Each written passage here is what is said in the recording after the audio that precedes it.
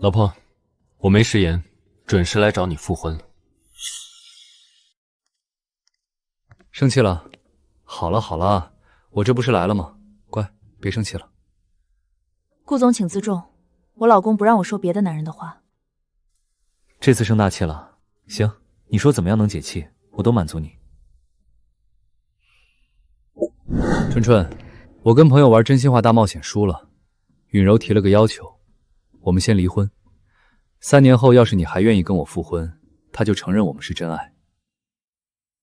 林春姐，对不起，我就是想看看你们到底是不是真爱。顾月林，别来无恙。怎么，3年不见，给我生的是儿子还是女儿？喂，允柔，怎么了？月林，我来大姨妈了，我好害怕，你能不能过来接我一下？你别怕，躺着别动，我现在就回去，我马上过来。乖，我先去看看允柔，晚点再来找你谈复婚的事。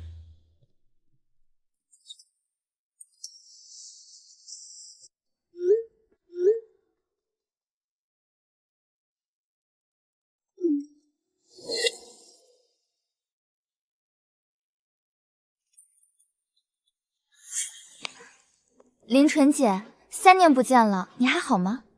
挺好的。我离婚时给了你那么多钱，为什么要干这么辛苦的活？我乐意，跟你有什么关系？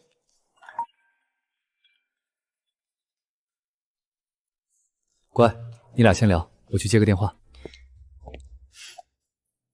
林纯姐，别再玩欲擒故纵了。阿姨说她不喜欢你，这个婚前协议是我亲自拟的，你看看吧。怎么3年了，你还是没名没分？他跟你做尽了夫妻间的事，却连个结婚证都不肯给你，太可悲了。林纯姐，我是真的希望你能跟月玲复婚，你别生气。春春，道歉。允柔是我妹妹，是我非常重要的亲人，你能不能不要每次都对她敌意那么大？你见过哪个哥哥妹妹穿情侣装，搂搂抱抱，同床共枕？你看看你现在像什么样子，尖酸刻薄。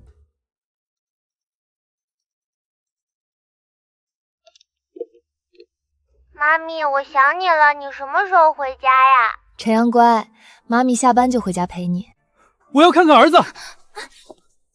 春春，我就知道你肯定会给我把孩子生下来的，我有儿子了。不是你儿子，我再说一遍，孩子不是你的。你们这对神经病，有多远滚多远。林纯姐，阿姨最怕被人跪在脚边求了，你到时候好好求求她，她肯定就原谅你了。顾月林，我结婚了，孩子也不是你的。还有你，你不如多跪跪，说不定还能进顾家的门。林纯，我看你能嘴硬到什么时候？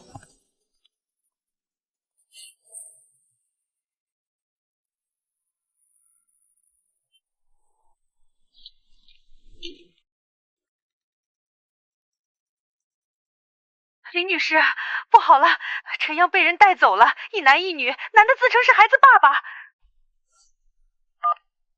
喂，林纯姐啊，月凛在陪陈阳玩呢，我们现在在顾家别墅，想孩子就自己过来吧。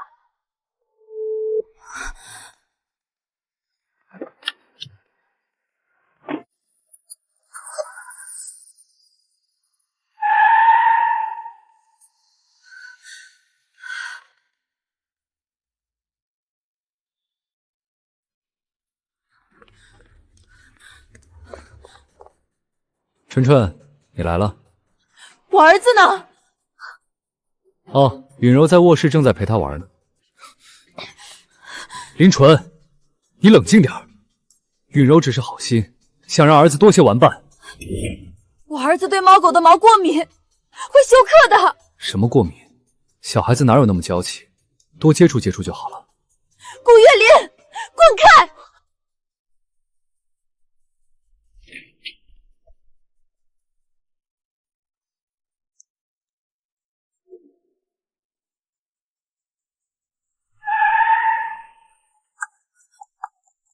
医生，快看看我儿子！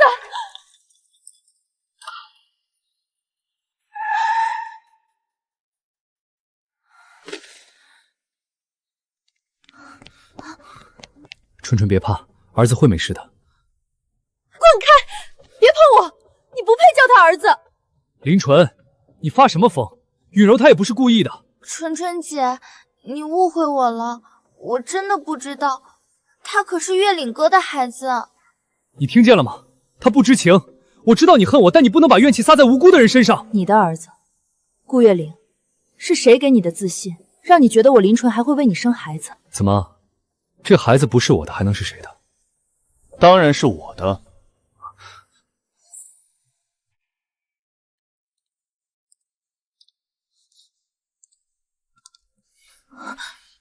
周川，陈阳他……别怕了，我来了。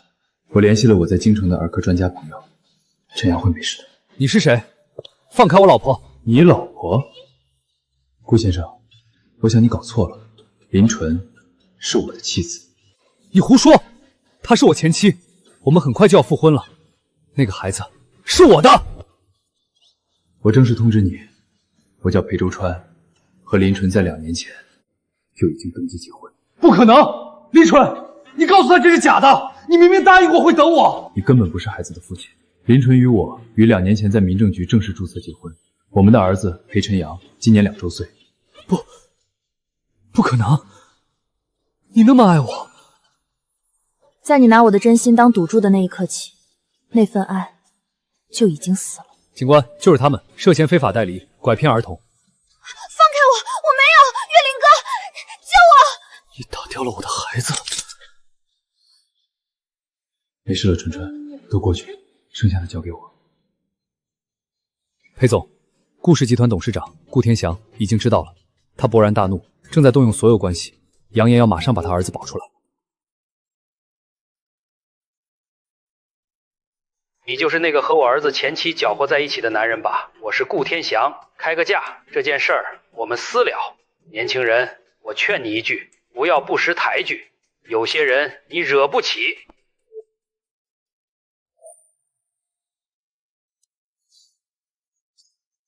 裴总，顾家那边动作很快，他们在网络上对林小姐进行了大量的网络攻击。一群跳梁小丑而已，舆论的水，他们想搅浑，我就让它沸腾起来，看看最后到底会烫伤谁。他们还活在3年前的记忆里，以为你还是那个爱顾月玲爱到失去自我的女人。他们不懂，一个为母则刚的女人究竟有多大的能量。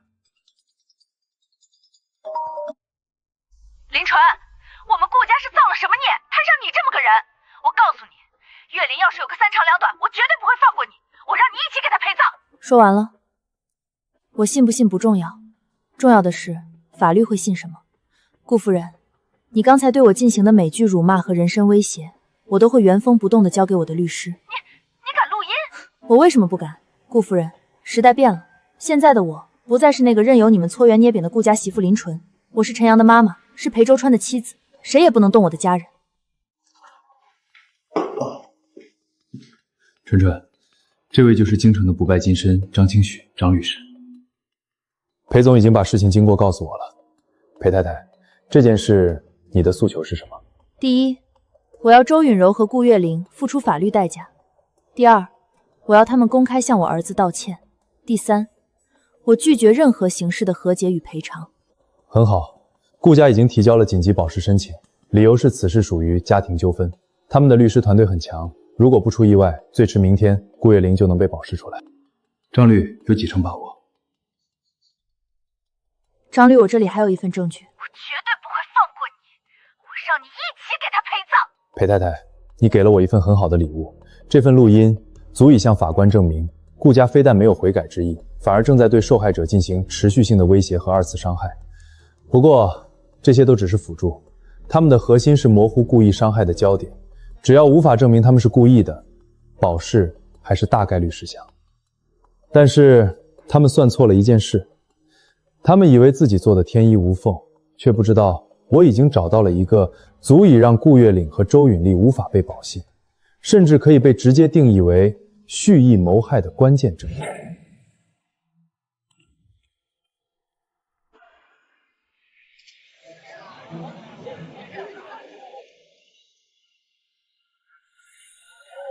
法官阁下，这件事的本质并非恶性的刑事案件，而是一场令人遗憾的因爱而生的家庭纠纷。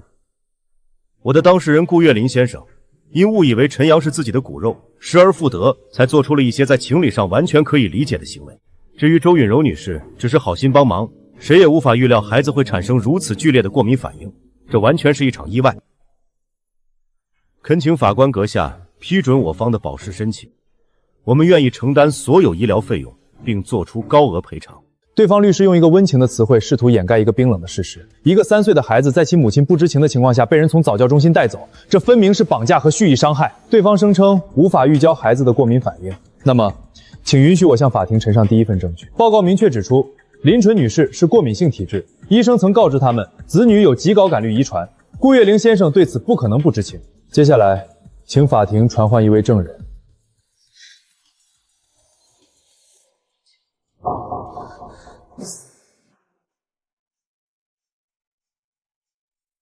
证人，请您陈述周允柔当天在您店里事情经过的具体细节。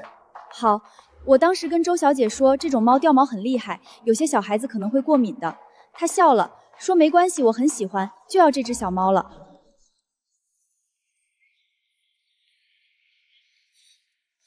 我没有，他肯定在撒谎，这肯定是伪造的。二位被告在母亲未知的情况下，将孩子带到与母亲无关的私人住所，期间孩子接触过敏源，导致过敏反应。虽然没有造成严重后果，但行为本身已经触犯了非法侵入住宅罪以及寻衅滋事罪。本庭经审理认为，现有证据足以证明二被告涉嫌非法侵入住宅、寻衅滋事，社会危害性存在。现宣布驳回被告顾月林、周允命的保释申请，即可收押。年轻人，做事不要太绝，给别人留条后路，也是给自己留条后路。顾董说笑了，伤害我妻子和儿子的人，我从没想过要给他们留任何后路。好，很好，我记住你，希望你以后不要后悔。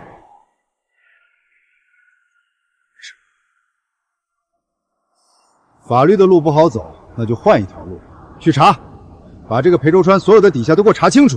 既然他想毁了我儿子，那我就先毁了他的事业。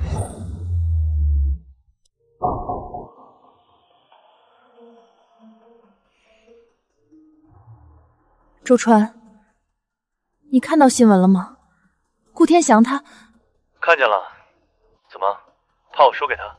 我不是，你千万要小心。顾天祥在京都的势力根深蒂固，他这是要动用一切力量来对付你。我知道，纯纯，他以为找到了我的软肋，却不知道他主动选择的恰恰是我的主场。好了，别担心，在家等我回来吃晚饭。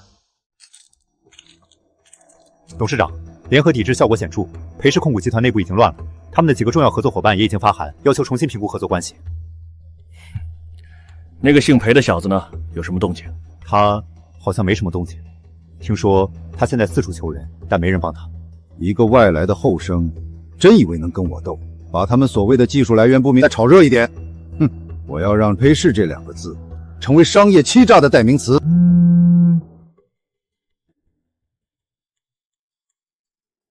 岳林，你放心，那个姓裴的蹦跶不了几天了，等爸把他收拾干净，很快就能让你出来。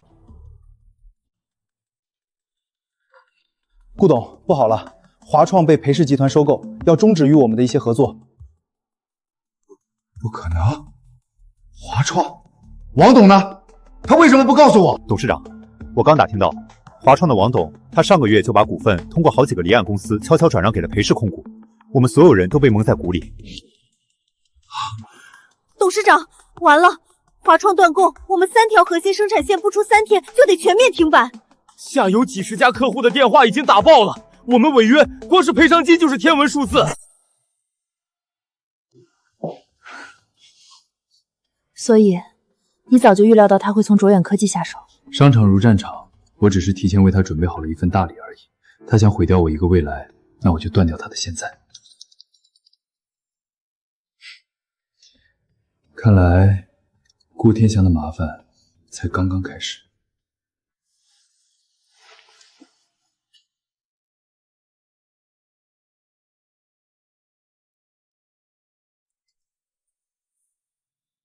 顾董，顾老哥，你一定要救救允柔啊！他做这一切都是因为太爱月岭了，他不能坐牢啊！说重点，你们电话里说有办法把月林摘出来。顾董，这次的事儿从头到尾都是允柔一个人的主意，月林他最多就是没拦着，他根本不知道后果会这么严重。是啊，都是我们家允柔鬼迷心窍，他以前就干过这种事，都是因为嫉妒。以前？这是允柔上大学的时候，当时系里有个女同学跟她算是情敌，结果我们家允柔就匿名举报那个女同学考试作弊，还伪造了一些证据。最后那个女同学受不了风言风语，自己退学了。顾董，他这次跟当年是一样的，都是他一个人的主意，月落完全是被他蒙蔽了，是被他拖下水的呀！我知道了，你们先回去吧，这件事儿我会让律师去处理。至于允柔，我会尽力。谢谢顾董，谢谢顾董。顾家内线刚传出来的周允柔父母和顾天祥的谈话。匿名举报那个女同学考试作弊，还伪造了一些证据，最后那个女同学自己退学了。原来是他，一直都是他。春春，怎么了？当年在大学，我听说过这个案件，最后因为证据不足而不了了之。现在我们有了。裴太太，您是说周家父母为了撇清关系，主动将周允柔以前做的犯罪行为全盘托出？裴太太，你提供的这个线索太重要了，这是一种行为模式的佐证。我马上让团队去联系被他伤害过的其他同学，这一仗我们的赢面又大了几分。王律师，你明天去一趟看守所，告诉岳林，他只有2个选择，要么把所有责任都推给周允柔，他最多判几年；要么为了那个女人陪他一起把牢底坐穿。王叔，我爸终于让你来了，什么时候能把我弄出去？还有允柔，她怎么样了？岳林，事情比你想象的要复杂得多。裴周川的实力远在顾家之上，现在的情况对你和周小姐都非常不利。那又怎么样？我爸呢？让他想想办法。顾董正在想办法，但这个办法需要你的全力配合。什么办法？快说。牺牲周允柔。你说什么？周家父母已经把周允柔大学时陷害同学的事都抖了出来，我们可以利用这一点，这是目前唯一能把你摘出来的办法。你只需要在法庭上指认所有的一切都是周允柔的策划和主导。不可能！你们把我当成什么人了？让我背叛允柔，让我把所有责任都推给一个为了我才这么做的女人。顾天祥他怎么敢？允柔做这一切都是为了我，他有什么错？错的是那个林楚，是他背叛了我。岳林，这不是在演电视剧，你以为你不这么做就能救他吗？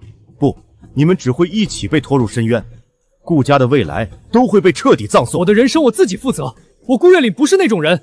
你回去告诉顾天祥，这个办法我想都不会想。你出不去了，醒醒吧！没有了顾家，你什么都不是。而现在，顾家因为你的行为正在风雨飘摇之中。那又怎么样？公司亏了可以再赚回来。只要我出去，我一定能打败那个姓裴的林纯。他心里还是爱我的。既然你已经做出了选择，那我会如实向顾董汇报。你好自为之吧，顾少爷。站住！我警告你，不许动允柔，听见没有？反了他了！他不仅拒绝了您的计划，还坚称周小姐是为了他，不能背叛他。这个逆子，他要把整个顾家都拖下水，去给他那微不叨叨自尊心陪葬。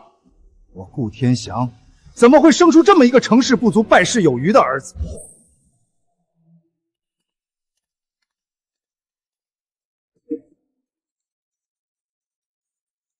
林女士，当年被周允柔陷害的同学，我们找到了。林小姐，徐小姐你好，谢谢你愿意站出来。我不仅仅是为了你，我只是不想让他再害人了。他毁了我的人生，我曾经以为我这辈子就这样了，烂在泥里看着他高高在上。可是我没想到，他连一对母子都不放过。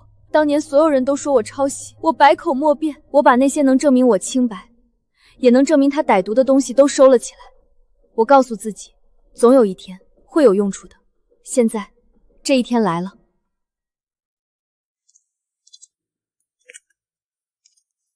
看看吧，周小姐，还认不认识里面的东西？这，徐晴，美术系，你的大学同学，这个名字你应该还没忘吧？徐晴，你你在说什么？我不认识什么徐晴。小晴，对不起，是周允柔，是她逼我的。那张草稿是她伪造的，论坛上的帖子也是她找人发的。她说你太碍眼了。不，这不是真的，是林纯想要陷害我，这是他伪造的。陷害你？周允柔，你处心积虑毁掉一个无辜女孩的前途，现在用同样恶毒的心思去对付一对母子，你的人性到底在哪里？顾家想把你包装成一个受害者，但是现在有了这些新证据，你猜猜看，法官会相信你是一时糊涂，还是会认定你蓄意而为？现在是你最后的机会了，是选择嘴硬等着数罪并罚，还是主动交代一切，包括顾月林在其中扮演的角色，为你自己争取一个宽大处理的可能？你自己选吧。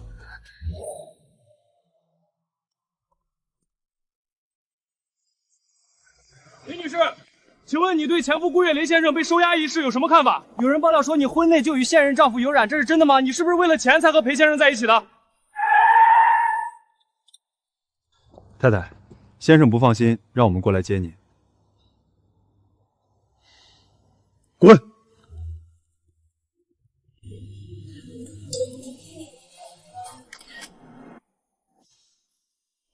查清楚了吗？查清楚了，先生，是顾天祥雇的人。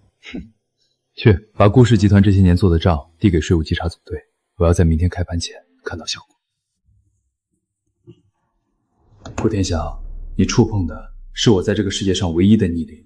你不是想用舆论毁掉纯纯吗？那我就先毁掉你的整个商业帝国。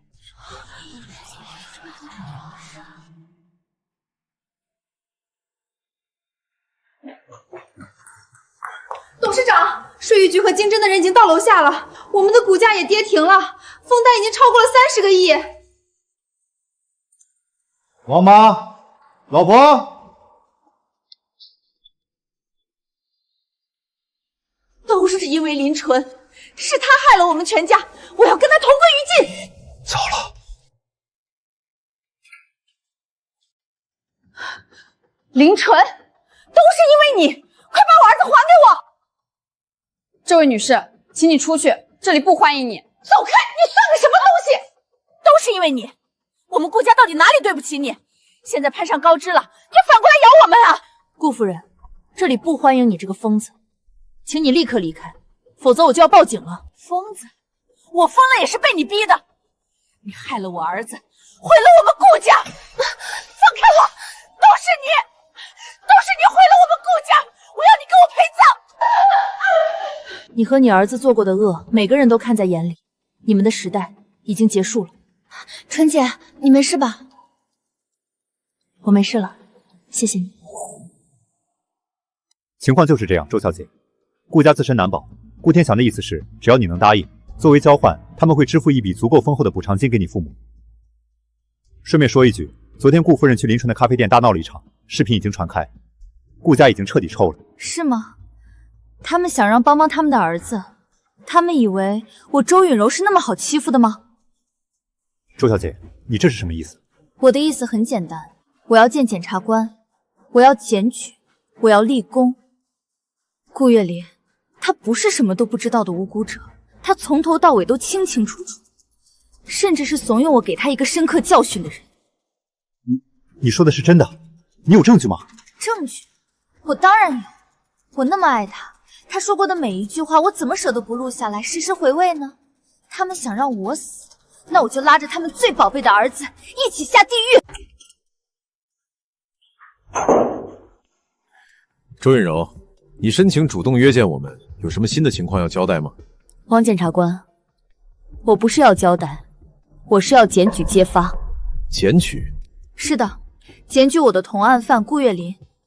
顾月林不仅是知情者，更是整件事的怂恿者和策划者之一。周允柔，你要为你说的每一句话负责。诬告陷害同案犯是会罪加一等的。我当然知道，我今天敢坐在这里，就是带着诚意来的。我不仅有人证，我还有物证。事发当天，在去顾家别墅的路上，我和顾月林有过一段对话。我问他这样做会不会太过火，他说怕什么？他不敢。那个女人爱我爱到骨子里，我越是强硬，她就越是离不开我。到了别墅，我告诉他，只是让他轻微过敏，林纯才会知道害怕。您知道他听了之后说了什么吗？他说还是你懂我，就该给他一个教训，让他知道谁才是他爸爸。可这些都只是你的一面之词。我说了，我有证据，我把那段对话录下来了。你说什么？我说我录音了，我太爱他了，怎么舍得不把这么珍贵的瞬间记录下来呢？录音在我卧室的一个 U 盘里，现在我把它送给你们，也送给顾月林，当做我对他最后的爱意。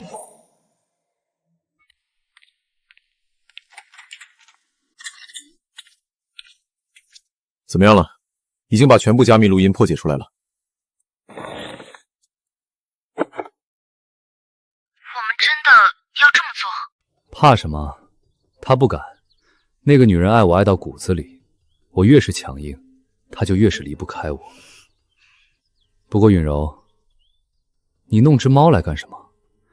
林纯不是说他对猫毛过敏吗？我只是想让林纯心疼，让他觉得月林哥对陈欧好，他才会乖乖回到你身边嘛。放心啦，不会有事的。还是你懂我，就该让林纯看看，只有我才能给他和孩子最好的生活。裴周川算个什么东西？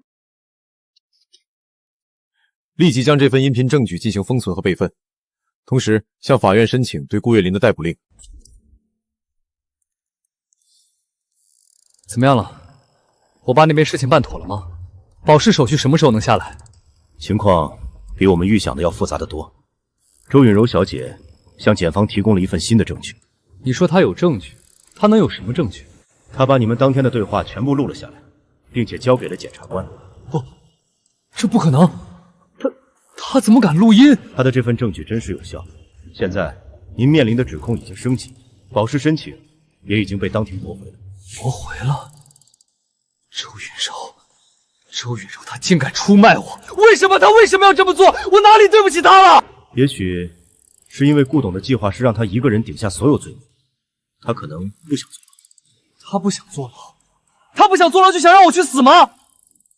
周允柔，那个吃里扒外的东西，他竟然敢背叛我！顾董，现在岳灵少爷的情况很不好，周允柔他提供了一份关键的录音证据，他罪名被认定为共同主谋，而且他的情绪彻底失控了。没用的东西！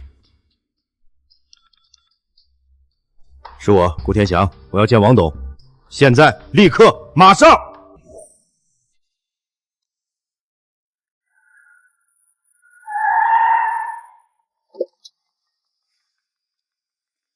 顾董，晚上好。陈管家，王董呢？实在抱歉，顾董，王董今晚身体不适，已经休息了。他让我代为转告您，您的来意他已经知晓，但这件事儿他帮不上忙。帮不上忙？这是什么意思？20年前的承诺，王董是忘了吗？顾董，您误会了，王董并非不愿帮忙，而是不能。在京都，有些事即便是王董也无能为力，比如和裴家为敌。裴家？就在您来之前的1个小时，裴周川先生刚刚从这里离开。顾董，您可能从一开始就招惹了一个您完全不了解的存在。您以为您和裴先生的差距仅仅是在钱上吗？这么说吧，王董在裴先生面前也需要起身相迎，直挽背礼，因为裴先生的家族是连我们王董都需要仰望的存在。王董称呼裴先生的祖父要恭恭敬敬地叫一声裴公。所以顾董，您现在明白了吗？您所认为的商业战争，在裴先生眼里或许连游戏都算不上。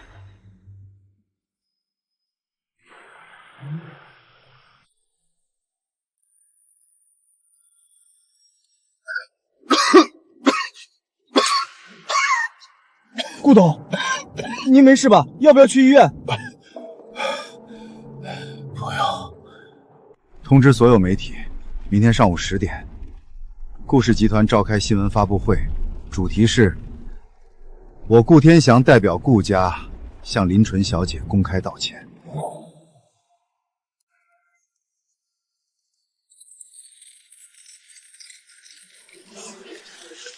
诸位媒体朋友，今天我站在这里，不是以顾氏集团董事长的身份，而是以一个失败的父亲，一个管教无方的长辈的身份，对于我的儿子顾月林以及周允柔小姐对林纯女士一家所造成的伤害，我顾天祥在此致以最沉痛、最深刻的歉意。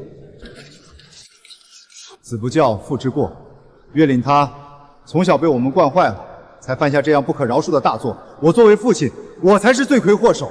我一闭上眼，就想到那个无辜的孩子，想到林纯，那个我们顾家亏欠了太多的好女孩。林纯，我们顾家对不起你，但是看在过去7年的情分上，你能不能给他一条生路？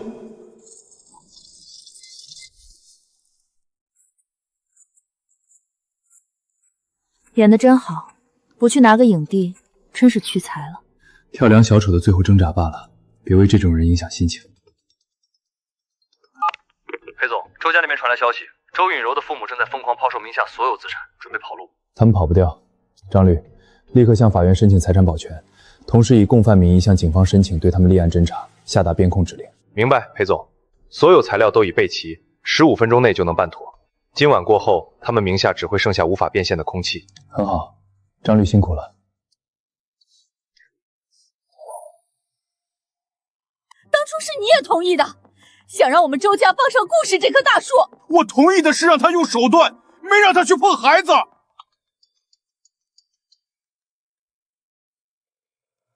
王经理啊，事情办得怎么样了？周董，很抱歉地通知您，您和您夫人名下所有的银行账户、股票账户以及其他关联资产都已经被法院依法冻结了，您自求多福吧。不可能！我要去银行，我要把我的钱拿回来。抱歉，周太太，根据法院的界定书，您名下的所有账户目前都处于司法冻结状态。我不管，那是我的钱，你们凭什么不给我？周建明、李慧娟，因你们涉嫌协助叫嚣他人实施故意伤害，并涉嫌非法转移资产，妨碍司法公正，现正式对你们进行立案调查。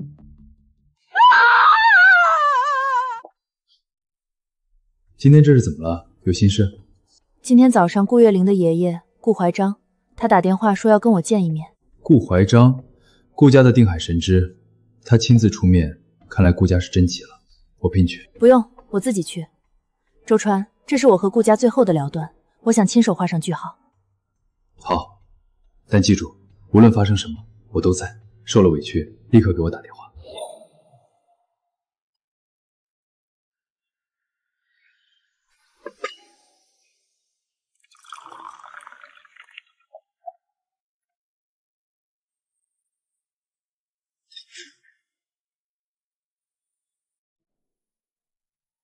丫头，我记得你以前最喜欢我泡的这手铁罗行。顾老先生记性真好，不过我现在更喜欢喝自己店里的咖啡。人总是会变的，但有些东西不该变，比如情分。你在我们顾家7年，我自问待你不薄吧？我一直都说你是个好孩子，所以我不明白为什么要把事情做得这么绝。顾老先生，您说的这些我当然记得，正因为您当年那几分表面的善意，我今天才会坐在这里。但是情分不能成为作恶的挡箭牌，更不能用来抵消对我儿子的伤害。顾月玲和周允柔做的那些事是犯罪，是差点毁了我的一生。您今天约我来，无非是想让我高抬贵手，对吗？家和万事兴，做人留一线，日后好相见。为了这点事彻底得罪我们顾家，对你对他都没有好处。是，顾老先生，3年前我就已经不是顾家的人了。我的儿子姓裴，不姓顾。至于得罪顾家，从他们对我的家庭下手的那一刻起，我们之间就已经不是得罪不得罪的问题了。放肆！林纯，你别忘了，你的父母还在老家那个小地方，你难道想让他们也因为你的任性被人戳脊梁骨吗？顾老先生，这个时代讲的是法律，天子犯法与庶民同罪，伤害我家庭的人一个都跑不掉。至于我的父母，就不劳您费心了，您还是多操心操心您自己吧。顾家这棵大树根都快烂了，您又能撑多久呢？林纯，你会后悔的。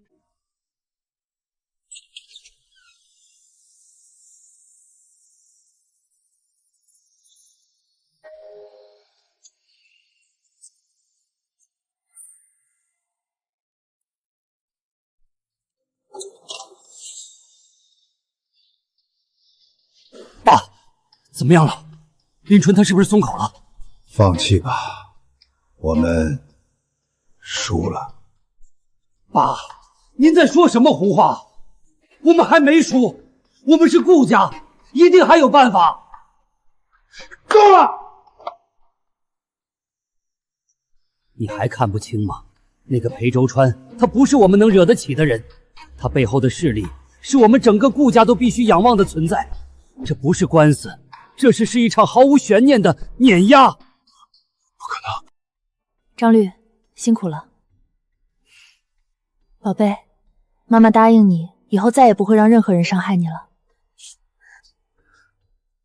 都听到了？一切都快结束了。周川，谢谢你。顾董，检察院正式提起公诉了，罪名很严重。顾公子被认定为共同主犯，裴先生的律师团队给出的量刑建议非常狠，数罪并罚，从重处罚。裴总，太太，这么晚打扰了。看守所那边传来消息，顾月林他提出了一个请求，他想在开庭前见林小姐最后一面。不可能，告诉他死了这条心。裴总，他说他有一个秘密，必须当面告诉林小姐，是关于当年那个赌约的。他说这个秘密的真相远比林小姐想象的更加恶毒和残忍。他想用这个秘密作为送给周允柔的临别大礼。他说听不听由太太自己决定，但他保证如果错过了，林小姐一定会后悔一辈子。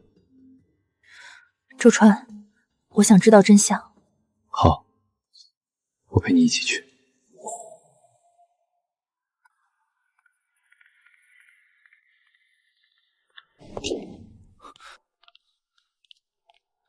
你来了，林纯，我就知道你一定会来。你是不是觉得我是想求你原谅？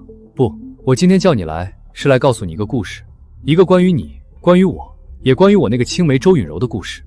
她背叛了我，我不好过，她也别想好过，我要亲手把她送进地狱。林纯，你一直以为我们离婚是因为一个真心话大冒险的赌约，对吗？你错了，从头到尾就根本没有什么赌约，那是周允柔的计谋，一个专门为你设计的，让你净身出户，让你身败名裂的阴谋。你觉得我会相信你为了报复他编造的谎言？谎言？林纯啊，林纯，你把所有人都想得太善良了。他要的是毁了你，彻彻底底的毁了你。他找人拟好离婚协议，让我用赌约骗你签字，就是让你放松警惕，心甘情愿的放弃所有财产，净身出户。他还做了一份假的亲子鉴定报告，一份证明孩子不是我亲生的报告。这些你都知道？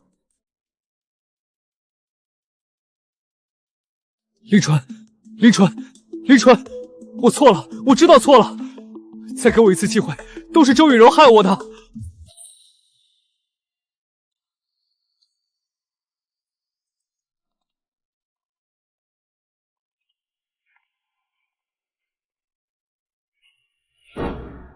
审判长，我的当事人承认他的行为造成的后果，他没有预见到过敏会如此严重，这是他的疏忽和过错，但他没有伤害孩子的主观意图。恳请法庭在量刑时考虑到这一点，区分过失与故意的本质区别。被告人周允柔，你可以进行最后陈述。我知道我错了，林纯姐说过她过敏，但我没当真，我以为没那么严重。我每天都在想那一天，我想道歉，但我知道道歉没用。周允柔女士，你说你并非故意而为，是吗？是的，我真不是故意的。审判长，我请求呈报第一份证据，被告人个人电脑的浏览器搜索记录。被告人有过许多关于如何诱发过敏反应的搜索记录，请问被告人又有什么想解释的？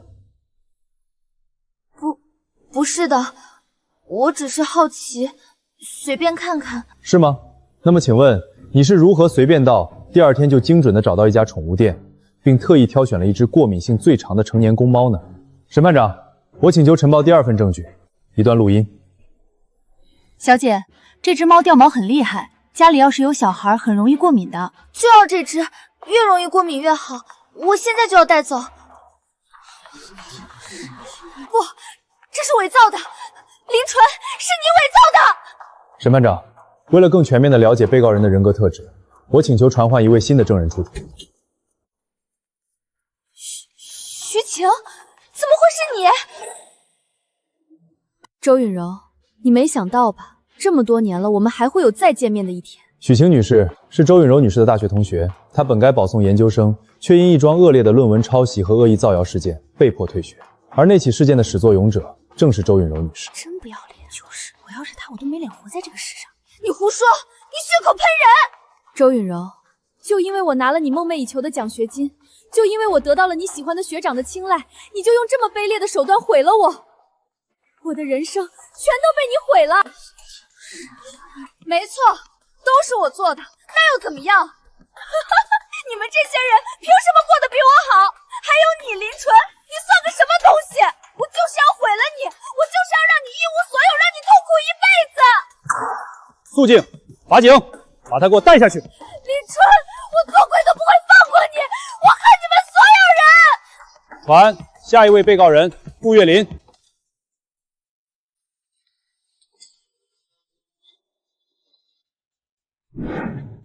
顾月龄先生，你是否承认强行将受害人带走到自己家中？我承认，但陈阳是我的儿子，我只是想带他回家。你所说的你的儿子是基于什么判断？他恨我，想用这种方式报复我，让我永远见不到自己的亲生骨肉。一个女人能有多狠的心？请正面回答问题。在孩子母亲明确否认的情况下，你依然坚持自己的以为，强行带走孩子，你认为这种行为合法吗？现在法庭已经出示了裴晨莹与裴周恒先生的亲子关系鉴定报告，对此你还有异议吗？没有异议。那么，在周允柔将过敏源带到受害者身边，导致其严重过敏时，你是否在场？我当时在场。那你是否知道裴晨阳对猫狗的毛发存在严重过敏史？我知道。你知道。顾月龄，你明知道受害人有严重的过敏性，你却眼睁睁看着他被置于险境，无动于衷。我没有，我没想到会有多严重，我以为只是普通的过敏，谁知道他那么娇气。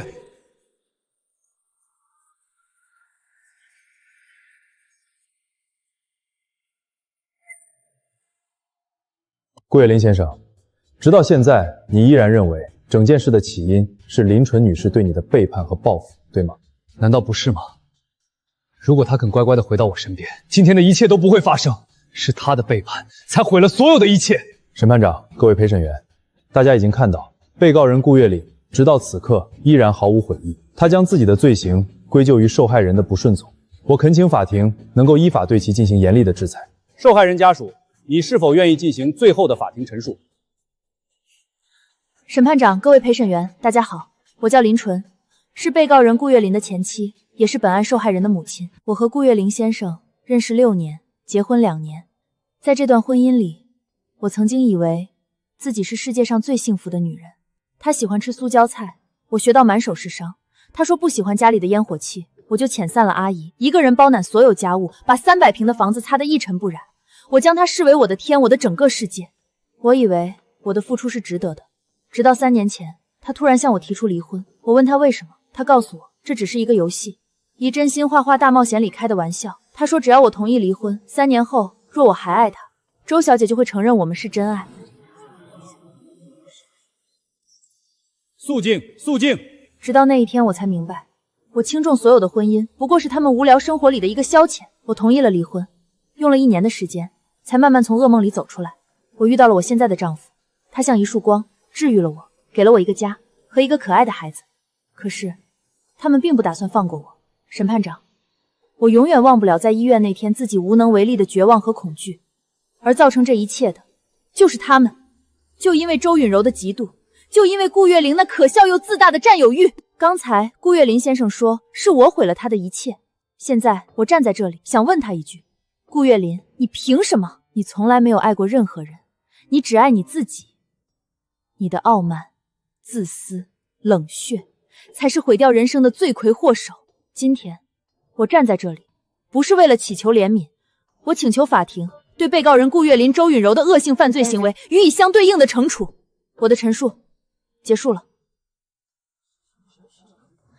本案事实清楚，证据确凿，经合议庭评议，现在进行宣判。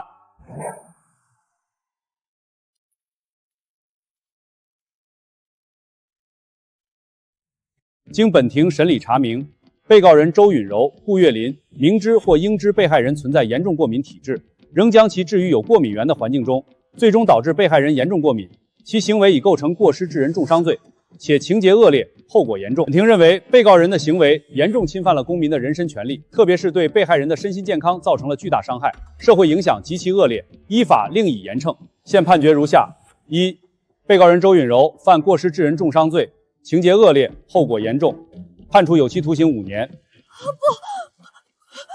我，是顾月龙，是他让我这么做的，我冤枉。二、被告人顾月林犯过失致人重伤罪，判处有期徒刑3年。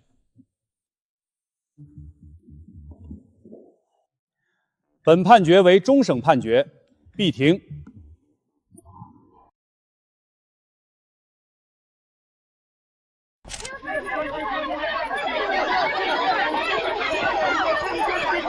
林女士，请问您对这个判决结果满意吗？林女士，您会原谅他们吗？无可奉告，请大家让一让，不要影响我太太休息。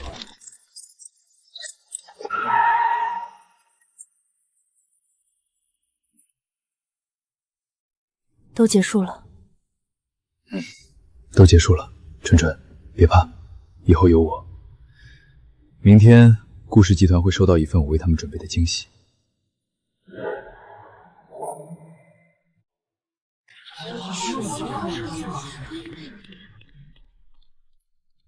顾董，顾家为什么会崩得这么厉害？董事长，银行要求我们立刻补缴保证金，否则就要强行平仓了。稳住！动用所有备用金，给我把顾家拉上来！爆仓了，全部爆仓了！喂，老顾啊，我正在国外开会，信号不好。喂，顾董，不是我们不帮忙，实在没办法，抱歉抱歉。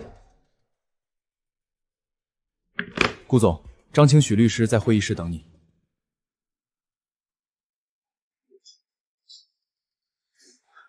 顾先生，请签字吧。我只想知道，我顾家到底哪里得罪了裴家？顾先生，你没有得罪裴家，你和你的家人只是得罪了我们老板此生唯一想要守护的人。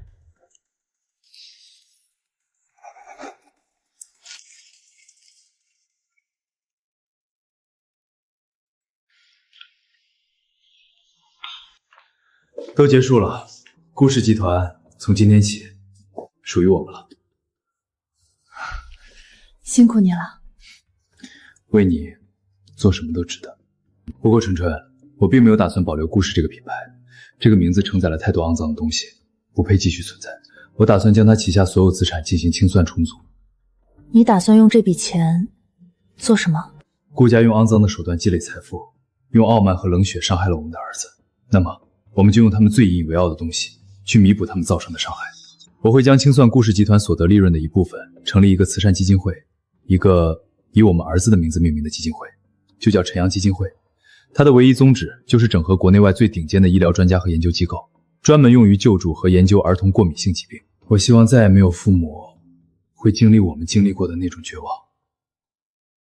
好，就叫晨阳基金会。很高兴大家能来到我们基金会的现场。今天我想感谢我的妻子林纯女士，是她的坚强与爱赋予了这个基金会最初的生命。现在有请我们基金会永远的名誉理事长，也是我一生的挚爱林纯女士上台。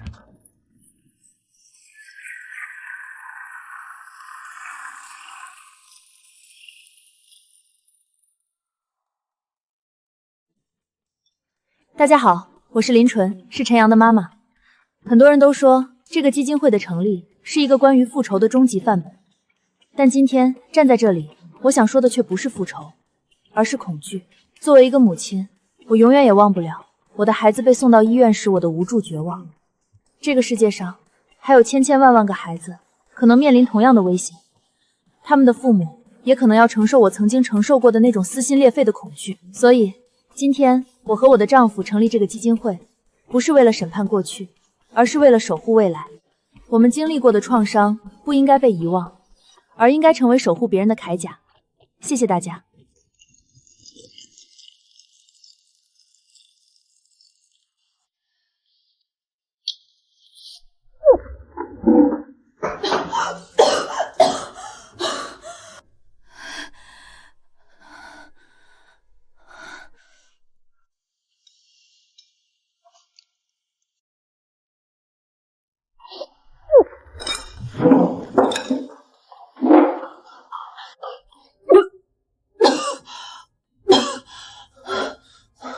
春春，你这是怎么了？没事的，周川，我缓一会儿就好了。不行，必须去医院看看。不用这么紧张吧，也许就是普通的肠胃炎。必须去，你的任何一点不舒服，对我来说都是天大的事。难道是？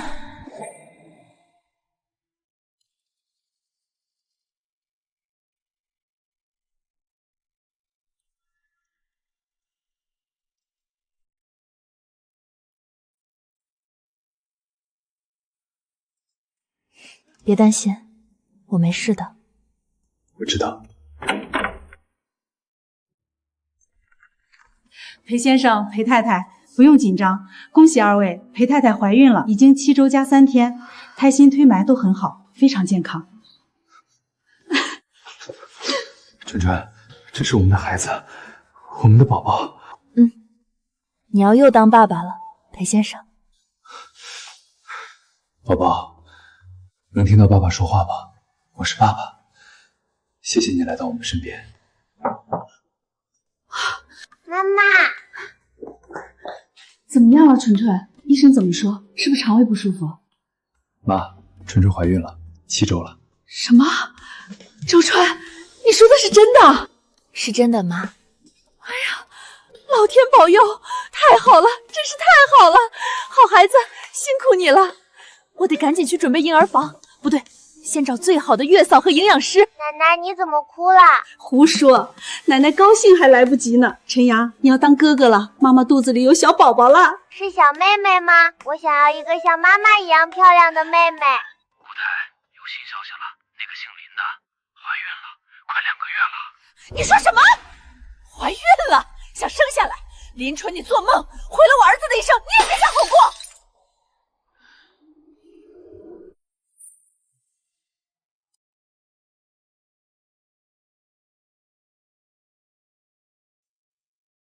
在想什么？在想我们有女儿了。春春，有件事我藏在心里很久了，我想现在是告诉你这件事最好的时候。什么事？春春，我们的相遇不是3年前你离婚后的偶然，你还记得吗？大学期间，在我们大学的香樟树下。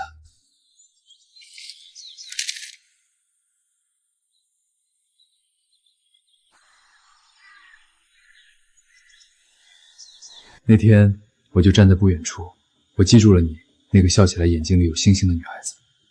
后来我开始默默地关注你，我知道了你的习惯和喜好，我看着你像一株向日葵，永远充满着活力。然后顾月林出现了，我看到他对你展开猛烈的追求，看到你看着他时满眼都是藏不住的爱意。我告诉自己，你找到了你的幸福，我应该祝福你。毕业后我出国深造，可当我回来听到的第一个消息就是你和顾月林结婚了。我骗不了自己，我还是放不下。我知道的全都是你的委屈，我知道顾母的刁难，知道顾月林和周允柔的纠缠。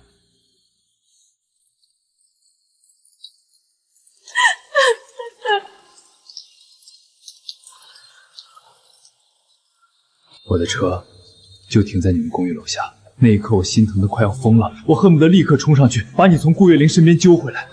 直到3年前我听说你离婚了，听到消息的那一刻，我心里只有一个念头，我的机会终于来了。我开始刻意的制造偶遇，你找工作那家公司是我提前打过招呼的，你租的公寓房东是我的朋友，我不敢表现得太明显，我怕吓到你，我只能用最笨拙的方式一点一点的靠近。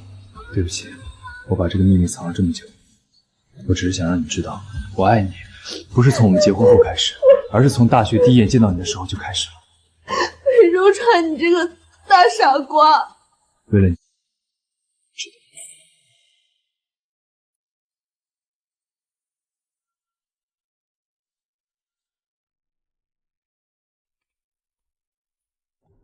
裴总，欧洲的并购会议推迟，我要回家陪太太吃饭。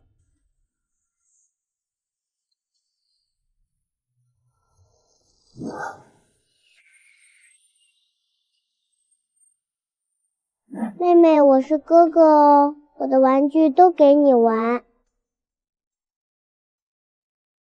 林纯，你以为你赢了吗？我不会放过你的，绝对不会，用我孙子受的罪换你的好名声，用我们顾家的钱给你脸上贴金，同归于尽。对，我要跟他同归于尽。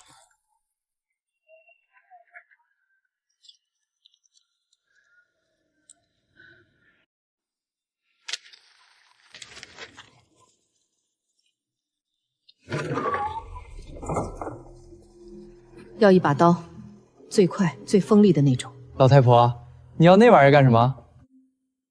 这不是你应该知道的。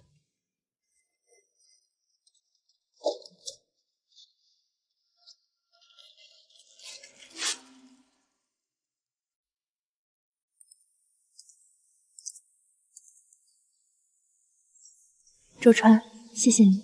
傻瓜，该说谢谢的是我，谢谢你，让我的人生变得完整。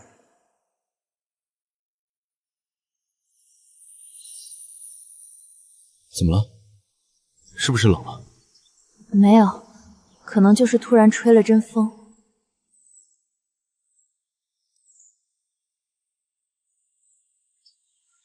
周川，我们回家吧，我有点不舒服。好，我们现在就回家。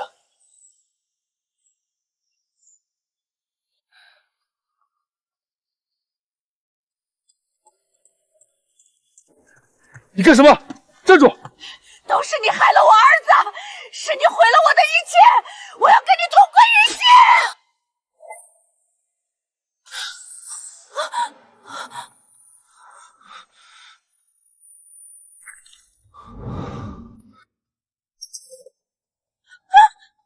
周川，别怕，宝宝没事吧？不要，周川，你醒醒，你看看我，你不能有事。林纯，这就是你的报应。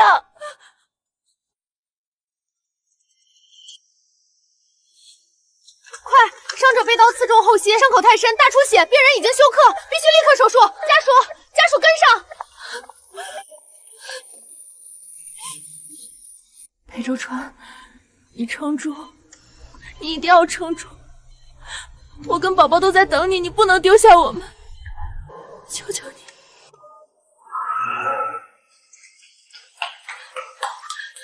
家属在外面等着。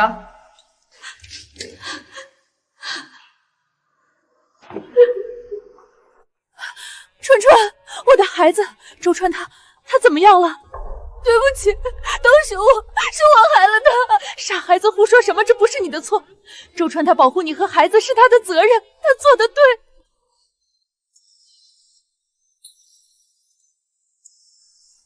医生，我先生他怎么样了？我先生他匕首偏了一点，没有直接伤到心脏大动脉，病人失血过多，但生命体征已经稳定下来了。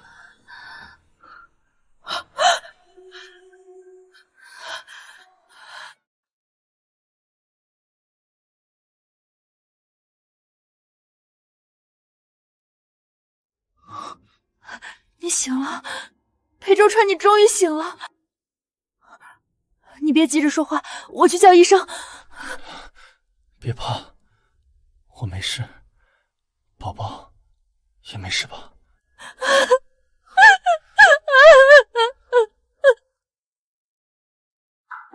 裴总，林小姐，犯罪嫌疑人顾氏对自己持刀伤人的犯罪事实供认不讳，我们已正式以故意杀人罪未遂移交检察院提起公诉。谢谢你，张律。还有一件事是关于顾月岭的，他得知这件事后向你提出了一个请求。他想见你们一面，你想见我们就见，你不想见，谁来了都没用。好，我见他。明天上午就在这间病房。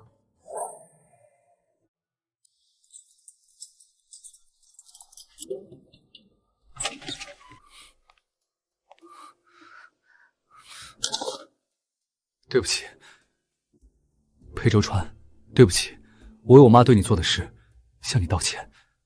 林纯，对不起，我错了，我从一开始就错了，我不该听信周允柔的鬼话，更不该纵容她去伤害陈阳，还有我妈，我替她向你们赔罪。纯纯，我不求你能原谅我，我只是想亲口跟你们说一声对不起。顾月林，你的道歉我收到了，但是我永远不会原谅你。原谅是留给还值得在我心里占据一席之地的人。你的忏悔对我来说毫无意义。从今天起，你我之间两不相欠。从此以后，你是你，我是我，永不相干。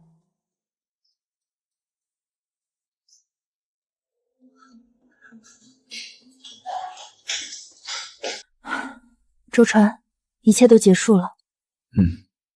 都结束了。三叔公，我知道您关心我，但是林纯是我的妻子，是我孩子的母亲，这件事儿没有商量的余地。是我明白家族的规矩，但我的人我护着，天经地义。周琛，是谁的电话？是你的长辈吗？别担心，是我本家的一位长辈，听说了我受伤的事，打电话来问候一下。只是问候吗？我听到了。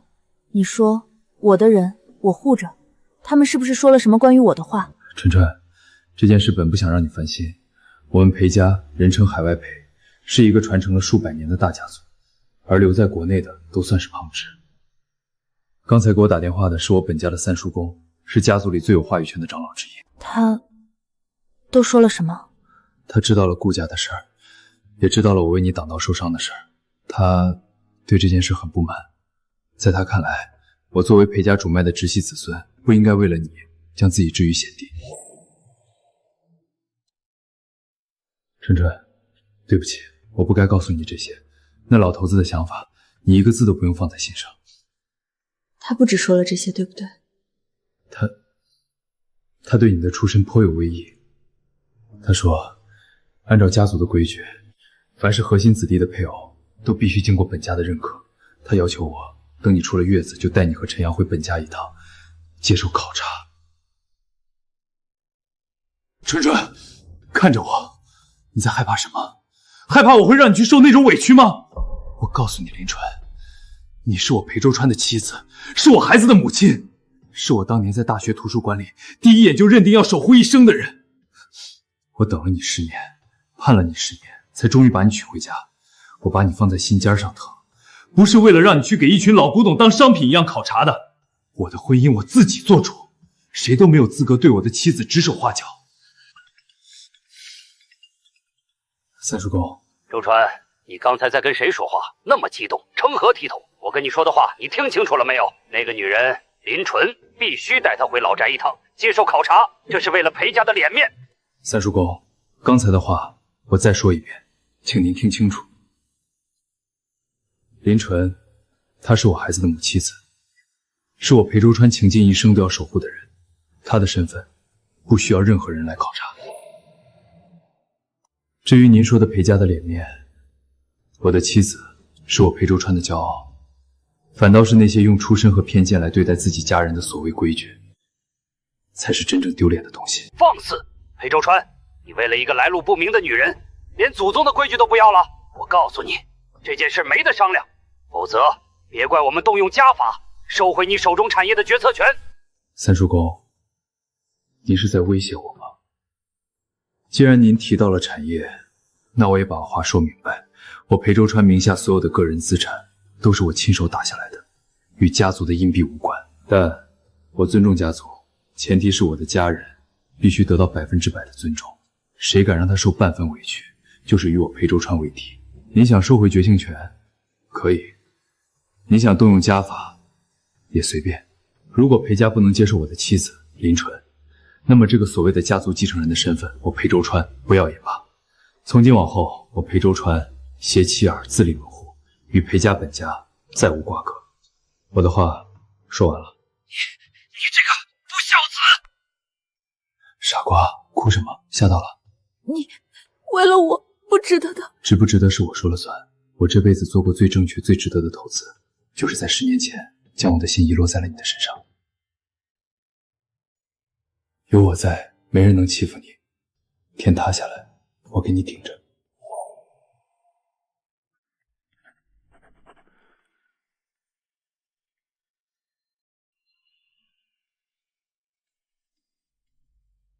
想做什么就放手去做，整个裴氏集团都是你的后盾。谢谢你，周川。这一次，我想靠我自己。好，我的妻子本来就是世界上最棒的。我目前的计划就是这样，有谁还有疑问吗？林姐，您是说我们要砍掉30%的常规产品，还要花大价钱做线上推广，风险太大了吧？时代在变，我们不能永远躺在功劳簿上，我们不能只是一家咖啡店，它应该成为一种生活方式，一个能与顾客产生情感链接的品牌。我们的品牌故事就是关于爱，关于在经历风雨后依然能品味到生活甘甜的故事。林姐，我明白了，您是想让纯粹时光拥有自己的灵魂，我干了。好，我们也干。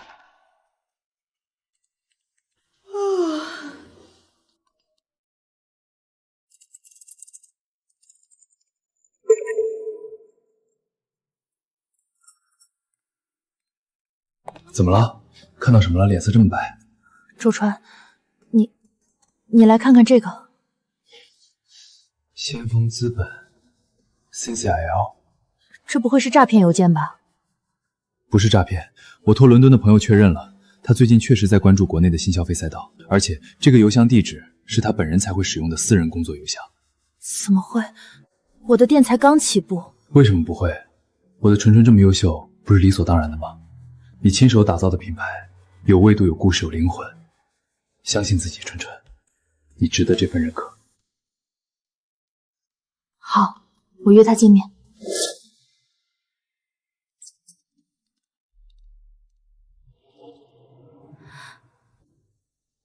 林小姐你好，我是 CCIL 周明林夕。林总您好，久仰大名。林小姐，你的资料和品牌故事我都看过了，我很欣赏，但欣赏不能成为投资的唯一理由。今天我只想问你3个问题。第一，咖啡市场已是红海，你的纯粹时光凭什么能杀出重围？林总，您说的对，但其他品牌卖的是咖啡因和社交空间，而我卖的是喘息的时间。我的店选址都在喧嚣旁安静的街道。我的店员培训手册里第1条是学会倾听，保持距离。我卖的不是一杯咖啡，而是一个可以暂时屏蔽外界纷扰，让灵魂得到片刻安宁的庇护所。很好的理念，但是这种模式如何规模化？你所说的灵魂如何不被标准化的流程稀释？关于这一点，我设计了一套城市合伙人制度。我们会在每一个新城市寻找一位真正认同我们品牌理念的主领人。总部负责提供品牌、供应链和资金，但会将门店的氛围营造最大限度地交给主领人。最后一个问题，我知道你过去的婚姻，也知道你现在的丈夫是裴周川先生。事业对你来说究竟意味着什么？是锦上添花，还是安身立命的根本？曾经我以为爱情和婚姻是我人生的全部，但那7年教会我，依附于任何人都可能失去所有。是纯粹时光在我最狼狈的时候给了我一个站稳脚跟的地方。现在我很爱我的丈夫和家庭，但我更清楚，只有当我作为一个独立的林纯站着的时候，这份爱才是对等的，这份幸福才是牢固的。所以事业对我来说不是锦上添花，也不是安身立命的根本，它就是我本身的一部分。像我的心脏永远不会为任何人停止跳动。林小姐，欢迎加入先锋资本的大家庭，你的 A 轮融资我们投了。不仅如此，我会亲自带队，帮助纯粹时光成为一个真正的国际品牌。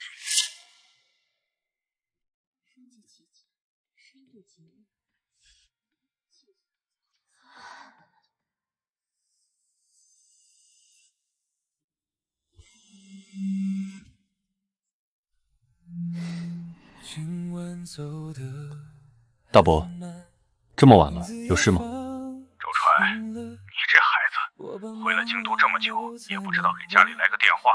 公司事忙，您知道的。忙？我看你是忙着上新闻头条吧。你太太林纯小姐真是好手段啊，连 CCIL 都亲自为她站台。她不是靠手段，是靠实力。她的品牌价值足以匹配任何顶级资本的青睐。好啊，有实力，有魄力，是我们裴家的媳妇儿该有的样子。听说你们很快就要迎来第2个孩子了。是的，预产期在几个月后。好事啊，天丁进口，这是家族的大喜事儿。这样吧，等孩子出生满月后，你带着林纯和2个孩子回一趟本家，正好赶上年底的家族聚会，也该让族里的亲戚们都见一见，正式认个门。好，我会安排时间。你看，你用自己的力量堂堂正正地赢得了所有人的尊重。不是他们看到了，是他们不得不看到。当你的光芒足够耀眼时，那些曾经的偏见就再也遮不住你了。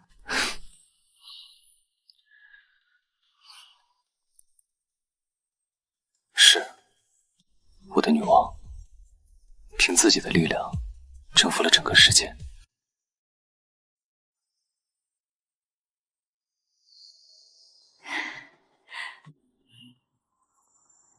妹妹，我是哥哥哦，你出来以后，我会保护你的。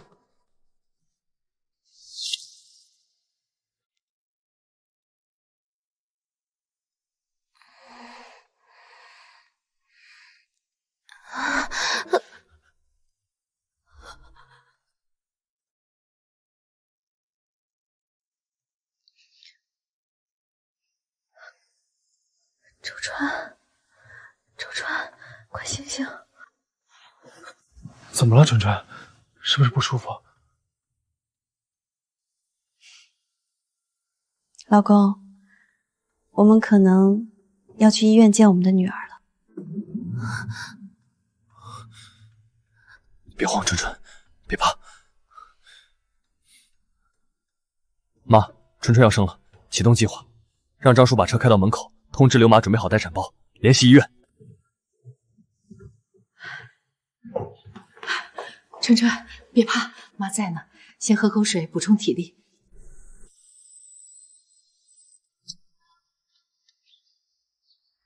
妈妈，你怎么了？妈妈没事，要去给陈阳把妹妹接回来了。妈妈加油，陈阳等妹妹。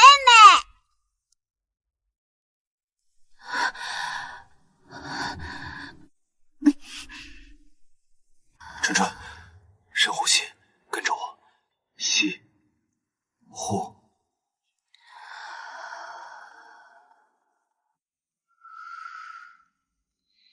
落叶轻拂，岁月漫长。我在这里，纯纯，陪着你。纯纯，你做得很好，你是我见过最勇敢的女人。再坚持一下，老公，想想我们的女儿。我爱你，纯纯，我爱你。用力，林女士，看到头了，再加把劲儿。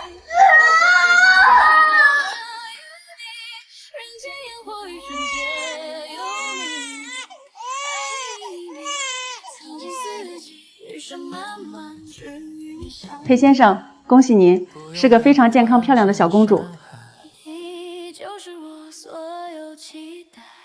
妹妹，这就是妹妹吗？好软呀！欢迎回家，裴太太，还有我们的小公主。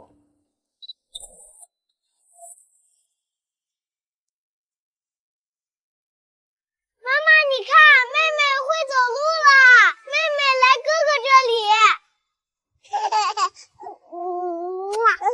哥。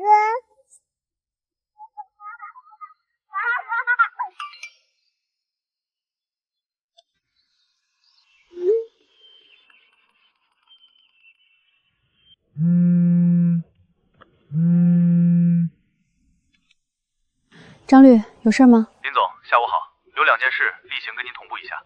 第一件，顾月岭和周允柔的第1次减刑申请，上周被驳回了。理由呢？狱中表现不佳，无悔改之意。顾月玲依旧是那大少爷的架子，多次冲突。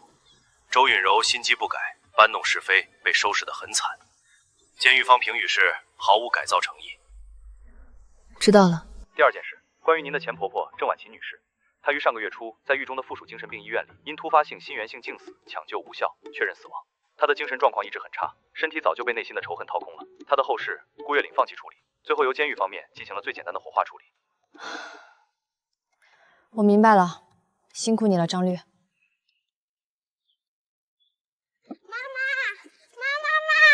妹说她饿了。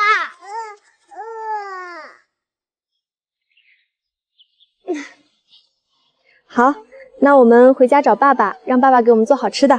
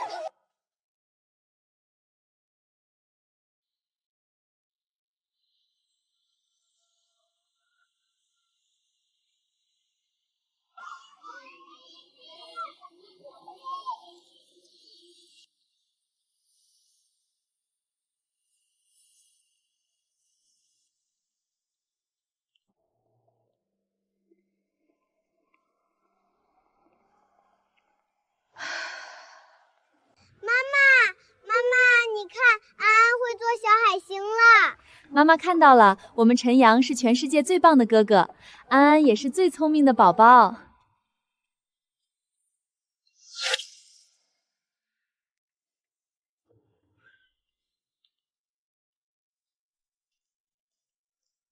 裴先生、裴太太，这是本家送来的邀请函，请您过目。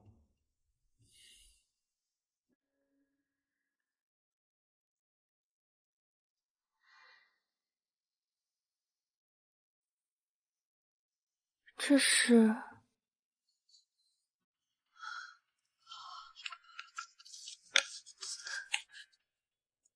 来了，终于来了！妈，这只是一个家族聚会，你怎么这么激动？纯纯，你不懂，这不是普通的聚会，是裴家最高规格的年度大会，只有最核心、最受认可的成员才有资格被正式邀请。妈说的对，这封信更像是一份宣告。宣告？向整个裴氏宗族宣告，你林纯是我裴州川此生唯一的妻子，是裴家这一代名正言顺的主母。也向所有人宣告，陈阳和安安是家族承认的拥有第一顺位继承权的嫡系子孙。你连给我们家提鞋都不配。好孩子，别怕，这都是你应得的。以前是周川的那些叔公伯伯们不了解你，但现在不一样了。你把事业做得这么好，还成立了基金会，你独立、善良、有能力，你用自己的行动赢得了所有人的尊重。你是靠自己的光，让他们心服口服。妈，谢谢你。不行，我得赶紧准备礼服、首饰、礼物，原本那么东西太多了。纯纯，顾家的人只懂得用钱堆砌，那叫俗。我们裴家的女人要的是底蕴，是气度。这块云锦是苏杭老师傅手工织的，最适合做主礼服，大气。这块意大利天鹅绒适合做晚宴的敬酒服，温婉。你这身衣服是在哪个批发市场淘的？看着就穷酸。怎么了？没什么，就是觉得像做梦一样。这不是梦，是我欠你的。我早就该让你站在阳光下，接受所有人的祝福和仰望。你从来不欠我什么，是你治愈了我，遇见你才是我这辈子最大的幸运。行了行了，要说情话回房间说去，别耽误我给宝贝儿媳妇挑料子。等一下，我还有一件礼物要送给你。这太贵重了。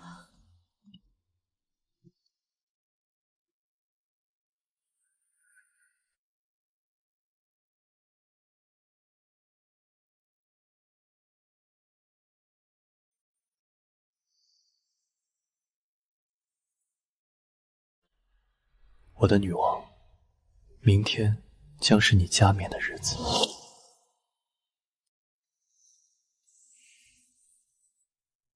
准备好了吗，我的女王？我准备好了。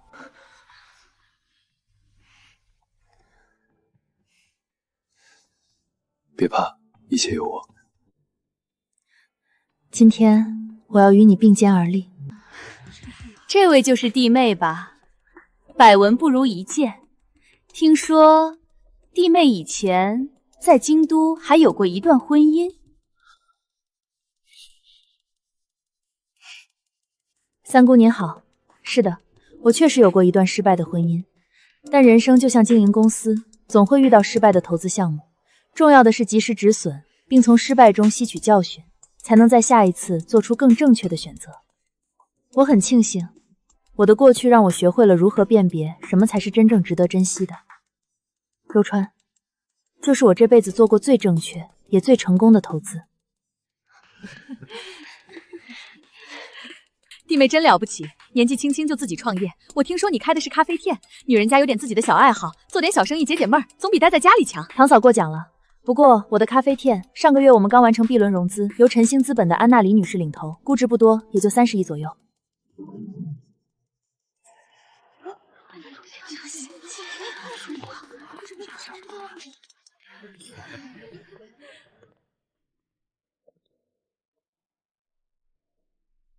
咦，过来。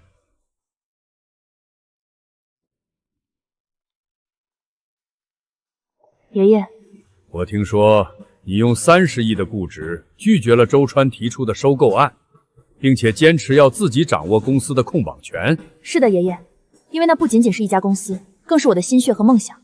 我希望有一天，它能成长为一棵可以与裴氏集团这棵参天大树遥相呼应的独立的大树。好一个独立的大树！我们裴家的男人不需要菟丝花一样的附庸，周川的眼光比我这个老头子好。从今天起，你就是裴家名正言顺的女主人。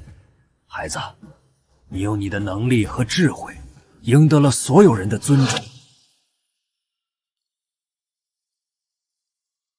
说起来，那个顾家才真是可惜了。当初在京都也算是有头有脸，现在说倒就倒了，谁说不是呢？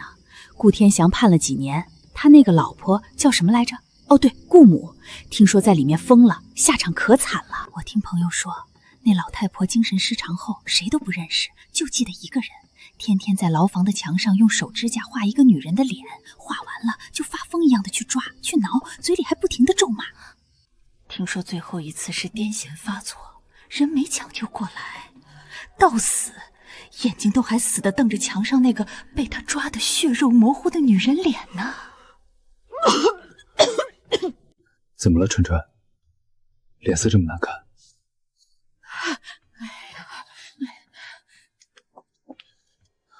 我没事，只是听到了些事情。别让那些污糟事弄脏了你的耳朵，他们不配。我恨他吗？恨过，但现在听到他以这样惨烈的方式死去，我心中却生不出一丝快意，只有一种深入骨髓的疲惫和荒谬感。他至死都看不见，毁掉顾家的是他们自己。我在想，他真可怜。他不可怜，一个至死都没有半分悔悟，心里只剩下怨毒的人，不值得任何人的同情。纯纯，你不需要用你的善良为他的罪恶买单。是啊，自己为什么要同情他？都结束了，所有伤害过你的人都得到了应有的惩罚。顾家已经彻底成为了过去部，从今以后，再也没有人可以伤害你。谢谢你，周川。傻瓜，我们之间永远不需要说谢谢。美丽的裴太太，我是否有这个人数能邀请你跳一支舞？我的荣幸，裴先生。周川，我们以后是不是就只有幸福了？不是以后只有幸福，而是从现在开始，我们的每一天都叫幸福。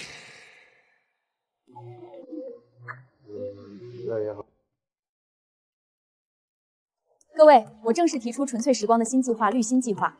我计划与国际环保组织合作，推出公益系列产品，全部采用雨林联盟认证的有机咖啡特，使用可完全降解环保包装。绿心系列每卖出1元钱，用于保护濒危雨林。林总，这个想法很有情怀，但成本会大幅上升，我们的定价会非常尴尬。你说的没错，但你看，我们的目标客户对品牌价值和环保概念的认同感在升高，他们愿意为情怀买单。我们要让顾客感觉到，他们喝的不仅是咖啡，更是在为这个星球贡献力量。这不仅是商业活动，更是品牌价值的重塑。一个有温度、有灵魂的品牌，才能走得更远。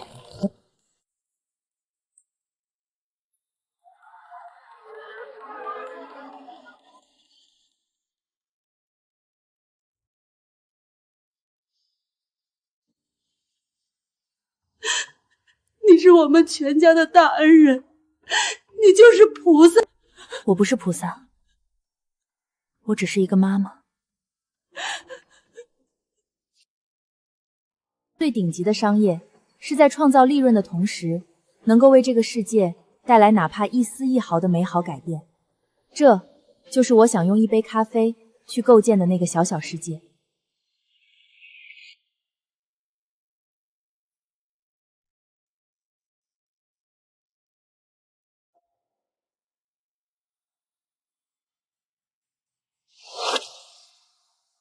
我想那里或许能为您的纯粹时光带来一些新的灵感。非常感谢您的美意，博美特先生，但会后的时间我已经有了一些私人安排。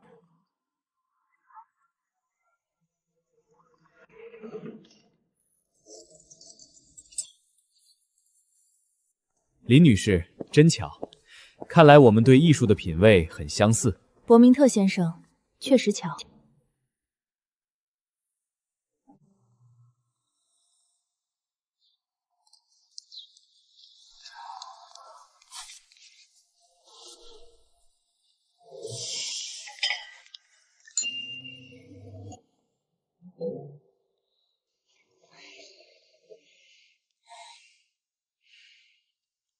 来，我当是什么事？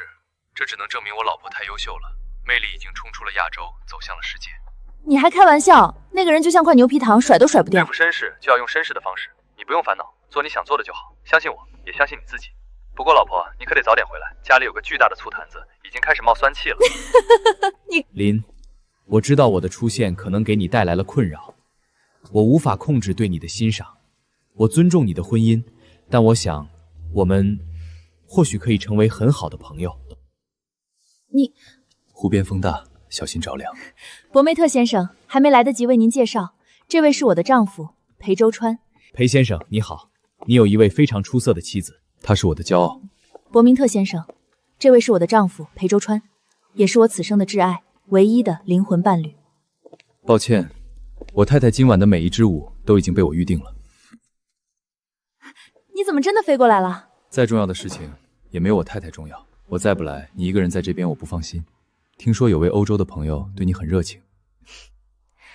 还是家里人最好，不如家里的醋坛子好玩。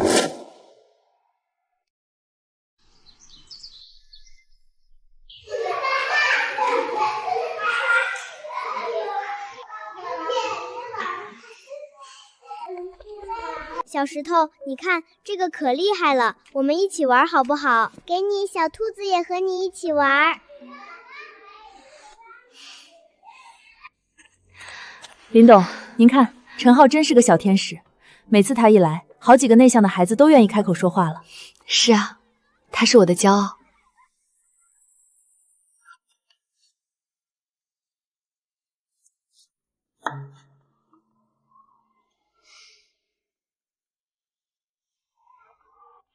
妈妈，你先闭上眼睛，我要送给你一个礼物。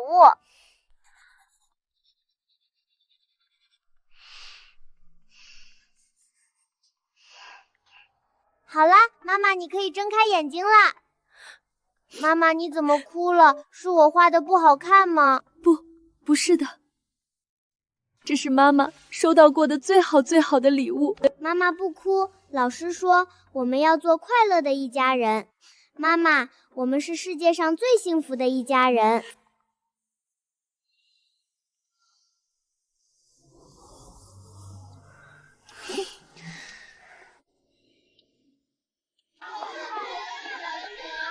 安静和小心。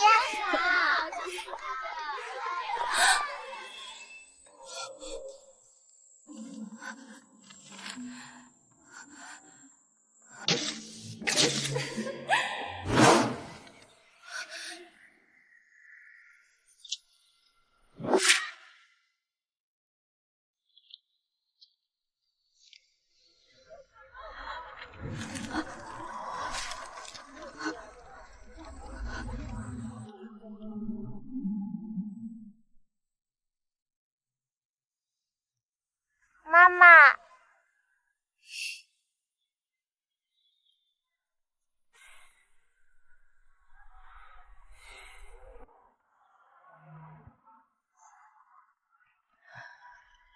宝宝，我们看前面，不要乱看。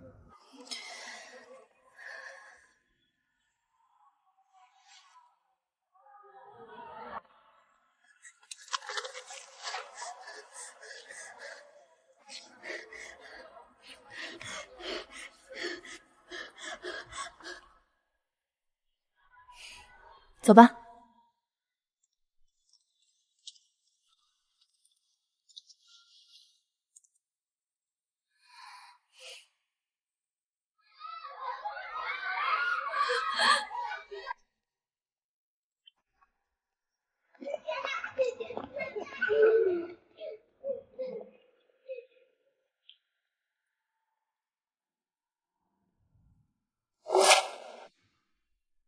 陈阳妈妈、陈阳爸爸，你们把孩子教育得太好了。这孩子不仅聪明，而且特别有爱心，懂得关心同学。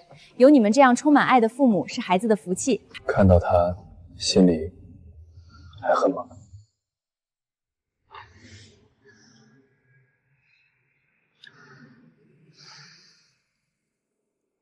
我想起了过去那些被恨意支配的日日夜夜，那根扎在心脏里的毒刺。他曾以为那股恨意是支撑他活下去的力量，但当仇敌真的变得无比凄惨，那股火焰也随之熄灭，只剩下一片没有的泛起一丝涟漪，没有快意，没有怜悯，甚至没有足恨重。以前恨到希望他们立刻从这个世界上消失，因为那时候他们在我心里还是一个问题。但是现在，他们对我来说已经不是问题了，就像路边的一粒灰尘，我甚至都懒得抬脚去把它踩进泥里。它在那里或者不在那里，都影响不到我脚下的路。我的春春真的长大了。妈妈，我饿了，我想吃小笼包。那家店太远了，我们找个新地方尝尝。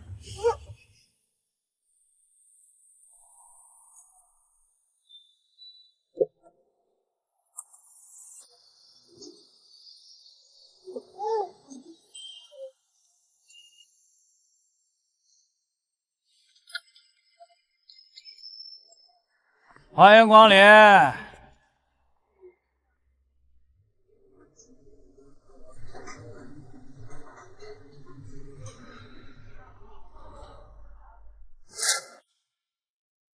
欢迎光临。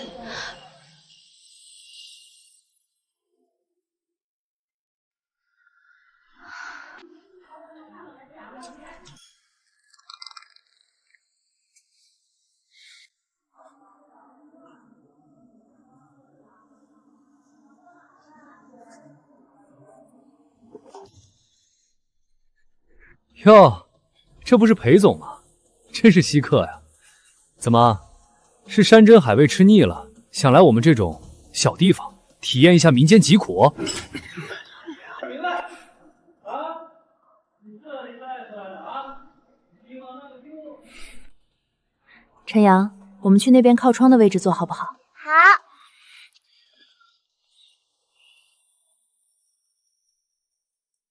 站住！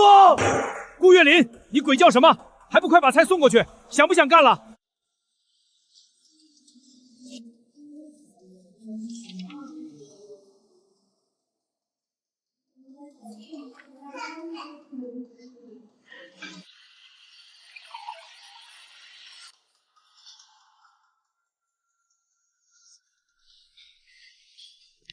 林川！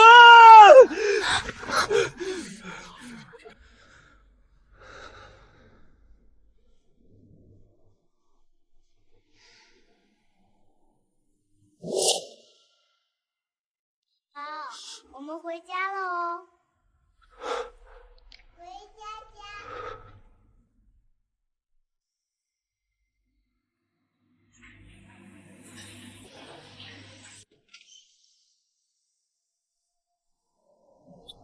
老婆，今晚我们不回家了，带你去过二人世界。好耶！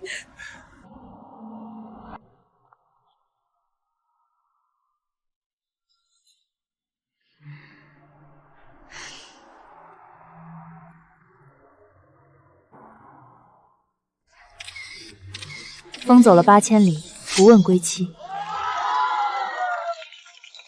我跨越了7年的错付，终于等到了那个视我如命的人。快点！磨蹭什么？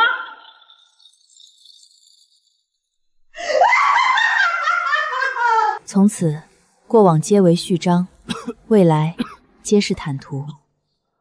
而我，会和我爱的人一起，岁岁年年，平安喜乐。